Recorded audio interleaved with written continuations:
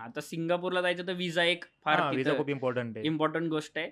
तिथं तुम्हाला अगोदरच ई-व्हिसा काढावा लागतो आणि जो तुमचा जो काही ट्रॅव्हल डेट आहे त्याच्या मिनिमम 30 दिवस तुम्ही अगोदर काढू शकता. अप्लाय कधी करा 30 दिवस आधी 30 apply दिवस करून द्यायचं. अगोदर म्हणजे तो तुम्हाला येऊन जातो 7 ते 7 10 ते कसं आहे ना, आता दिवसात. मोस्टली जसं युरोपचं वगैरे होतं हां. की व्हिसा लवकर अप्रूव्ह होत नाही नाही हां. आणि तिथे ते होतं. ऑफिसर खूप त्रास देतात.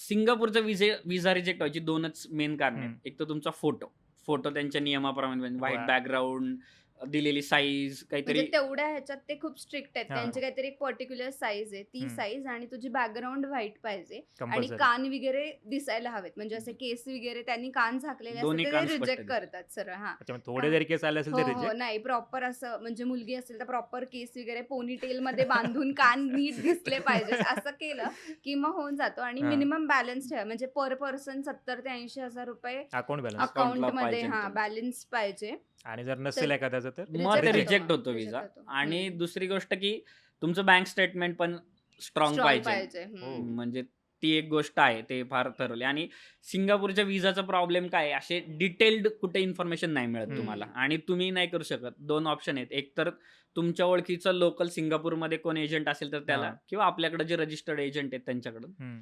तर मग माझा एक मित्र आहे, त्याची एजन्सी आहे. मग आम्ही त्यांच्या थ्रू केलं. तर काय नाही, आमचा 7 दिवसात येऊन गेला आणि आम्हाला टोटल सगळे घरी यायचे 6,400 वगैरे चार्जेस पडले दोघांच्या त्याला ह्याला. आधी आयटनरी पण दाखवायला लागते का? कारण कसं आहे ना, भरपूर कंट्रीज मध्ये जाण्याआधी विजाला आपली आयटनरी द्यावी लागते. नाही, इथे आयटनरी नाही द्यावी लागत. तुम्हाला तुमचं एअर तिकीट आणि तुमचं हॉटेलचे स्टे bookings, द्यावे हां. लागतात. बुकिंगचे प्रूफ्स द्यावे तो लागतात. प्लॅन आधीच करावा लागेल हो, आपल्याला ते जायच्या आधी. अगोदरच करावं लागतं. आणि प्रॉब्लेम तोच होतो. म्हणजे तुम्हाला तिकीट बुक करताना हां. ही काळजी घ्यायला पाहिजे की तुमचे कॅन्सलेबल तिकीट्स आहेत. Okay. इन केस तुमचा विजा आता विजाच नाही आला तर हां. मग ते पैसे सगळे आणि कंपल्सरी रिटर्न तिकीट दाखवायला लागतात. म्हणजे कुठली पण कंट्री कन्सिडर काय करते की ठीक आहे तुम्ही आमच्या कंट्रीमध्ये फिरायला येताय छान, पण तुम्ही इथे राहिलं राहू नाही नका. पाहिजे. इंडिया म्हणजे असं इथे राहिलं नाही पाहिजे. इंडियात तुम्ही तुमचं परत आलं पाहिजे. म्हणून मग रिटर्नचं तिकीट कंपल्सरी लागतं.